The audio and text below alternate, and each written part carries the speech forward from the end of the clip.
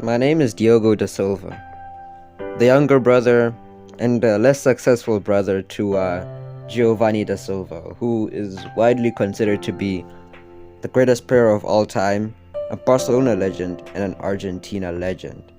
But this story isn't about him. It's about me, and it's about how my career started at Barcelona before I ended up where I am today, in Wolfsburg.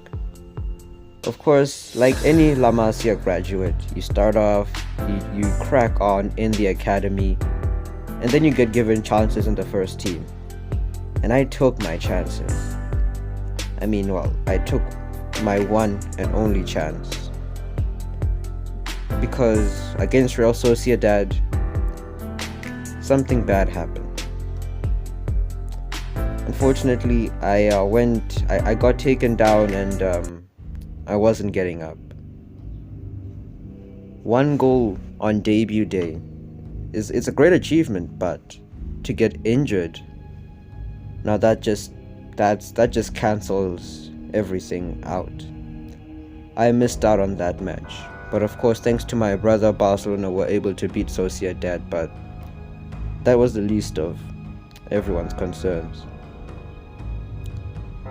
The doctors didn't know when I was supposed to come back, but 3 months afterwards, I felt like I was ready to return.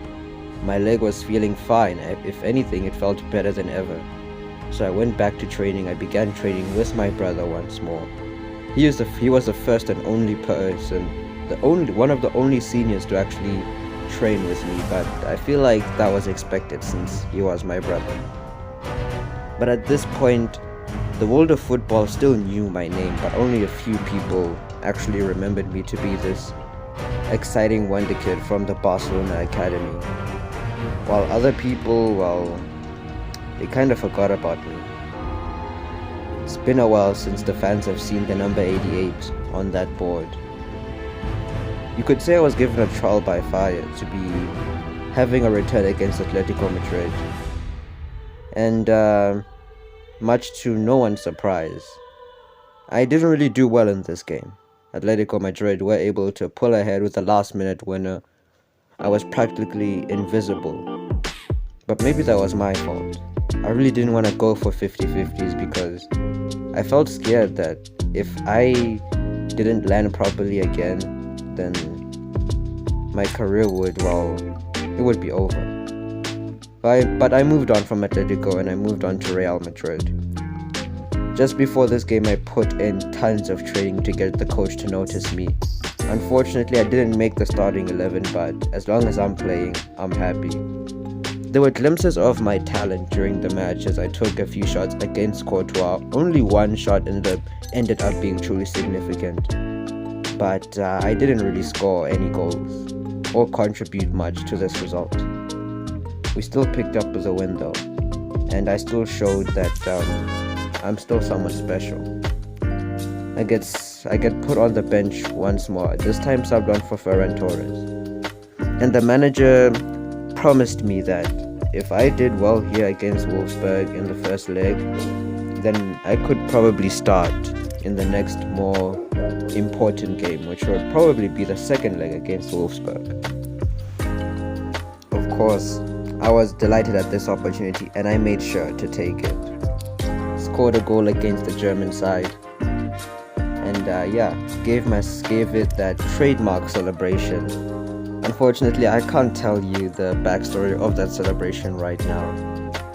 But basically, I just got injured, I've come back.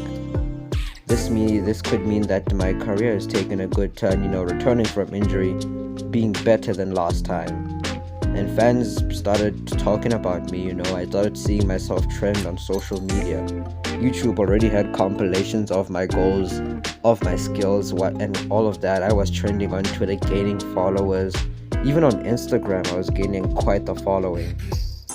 And it just shows that if you're patient enough, if you do put in the hard work behind the scenes, and if you do make sure that the hard work pays off on camera, that people can sort of move past the bad times and just focus on the good times, on the good moments.